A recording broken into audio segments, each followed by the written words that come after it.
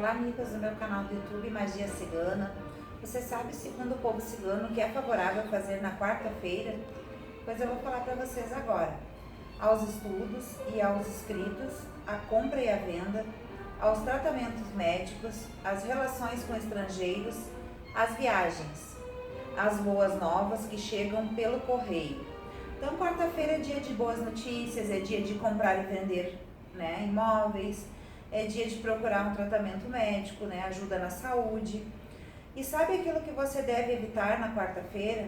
Você deve evitar assinar um contrato sem tê-lo lido, comprometer-se em afirmativa ou negativamente. Você tem que deixar as coisas sem muitas decisões, tá?